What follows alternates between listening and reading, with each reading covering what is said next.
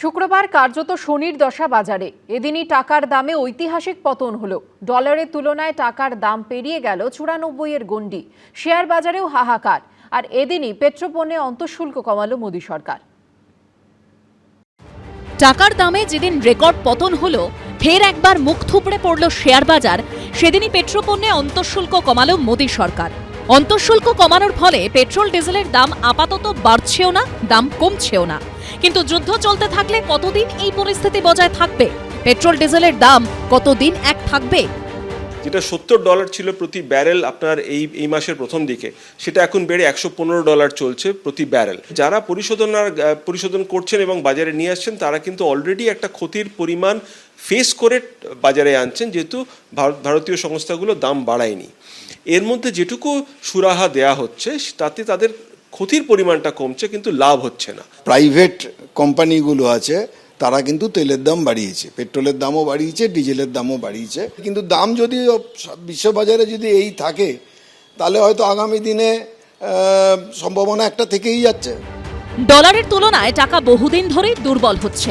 কোনোভাবেই লাগাম টানতে পারছে না মোদী সরকার। মাথার ওপর খাঁড়ার ঘা হিসেবে পড়েছে যুদ্ধ। শুক্রবার ডলারের তুলনায় টাকার দাম পেরিয়ে গেল 94-এর গণ্ডি। শেষ কাজের দিনে ডলার প্রতি টাকার দাম পড়ে হলো 94 টাকা 82 পয়সা, অর্থাৎ ঐতিহাসিক পতন।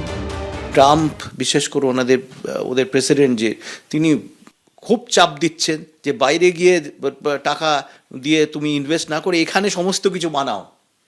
এই যে চাপটা, তাতে বিদেশি বিনিয়োগকারীরা অনেকেই টাকা নিয়ে চলে যাচ্ছেন। তার সাথে এই অস্থিরতা যেটা হচ্ছে, যুদ্ধের অস্থিরতা, অনিশ্চয়তা হয়ে যাচ্ছে। এত 5-6 হাজার 10,000 কিলোমিটার দূরে ইনভেস্ট না করে আমাদের দেশে ইনভেস্ট করে, এই সব দিয়ে কি হচ্ছে, টাকাটা এমনি আগে থেকেই টাকার যোগান কম ছিল। এবার ওই মরার উপর খাড়ার ঘা। গুজরাটের মুখ্যমন্ত্রী থাকাকালীন টাকার দামের পতন নিয়ে তৎকালীন মনমোহন সিংয়ের সরকারকে আক্রমণ করতেন নরেন্দ্র মোদী। এখন সেই মোদীর আমলেই টাকার ঐতিহাসিক পতন নিয়ে কটাক্ষ করতে ছাড়েনি কংগ্রেস। ऐसे नहीं होता मित्रों, मैं शासन में बैठा हूं, मुझे मालूम है इस प्रकार से रुपया इतनी तेजी से गिर नहीं सकता। अरे ये नेपाल का रुपया नहीं गिरता है, बांग्लादेश की करेंसी नहीं गिरती है, पाकिस्तान की करेंसी नहीं गिरती, श्रीलंका की करेंसी नहीं गिरती। क्या कारण है हिंदुस्तान का रुपया पतला होता जा रहा है? ये जवाब देना पड़ेगा आपको। আন্তর্জাতিক মার্কেটে যখন এক অস্থিরতা চলছে, আর সেখানে ডলারের দাম অন্যত্র যেভাবে কমছে, সেখানে ভারতবর্ষ তার বাইরে যেতে পারে না। আর তৃণমূল কংগ্রেস সরকার সবচেয়ে বেশি সেস নেয় সারা দেশে যত সরকার আছে পেট্রোল ডিজেলের ওপর। 1 পয়সাও সেস কমায়নি, অথচ ভাষণবাজিতে মাস্টার। অতএব আগে তৃণমূল কংগ্রেস সেস কমাক, তারপরে বড় বড় কথা বলবে। শুক্রবার সেন্সেক্স 1690 পয়েন্ট এবং নিফটি 486 পয়েন্ট নিচে নেমে বন্ধ হয়। অর্থাৎ শেয়ার বাজারের রক্তক্ষরণও থামছে না। বিনিয়োগকারীদের লক্ষ লক্ষ কোটি টাকা উধাও হয়ে যাচ্ছে।